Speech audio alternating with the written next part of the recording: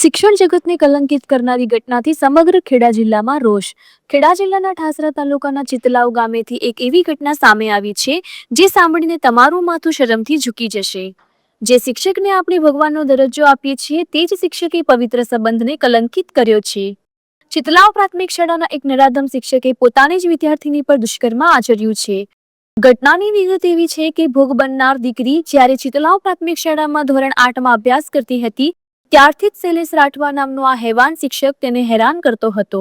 અડપલાથી શરૂ થયેલી આ હેવાનિયત છેક સાવલી સુધી પહોંચી. દીકરી ધોરણ 9ના અભ્યાસ માટે સાવલી ગઈ પણ આ શિક્ષકે ત્યાં પણ તેનો પીછો ન છોડ્યો અને બદઇરાદો દુષ્કર્મ સુધી પહોંચ્યો.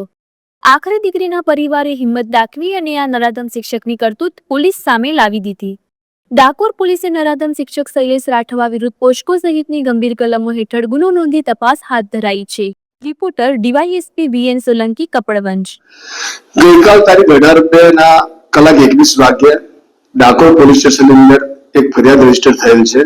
બીએનએસ કલમ 64(2)F 65(1) 75(2) 351(2) પોક્સો 4 5F અને 6/12 મુજબ એ ફરિયાદના કામની હકીકત એવી છે કે ઠાસર તાલુકાના એક ગામમાં શિક્ષકની નોકરી કરતા શિક્ષકે ધોરણ 8માં ભણતી બાળકીની સાથે દુષ્કર્મ કરેલ છે અને એના ફોટા પાડી લઈ એને બ્લેકમેલ કરેલ છે, જે બાબતેનો ગુનો રજીસ્ટર થયેલ છે અને શિક્ષકને પકડવા માટેના ચક્રો પોલીસે ગતિમાન કરી રહ્યા છે. આરોપીને પકડવા માટે તમામ પ્રયત્નો ચાલુ છે. શાળાના પ્રિન્સિપાલને મળ્યા તો શિક્ષક જે છે તે છેલ્લા 10-12 દિવસથી રજા ઉપર છે અને એના જે વતનનું ગામ છે ત્યાં તપાસ ચાલુ કરવામાં આવેલ છે.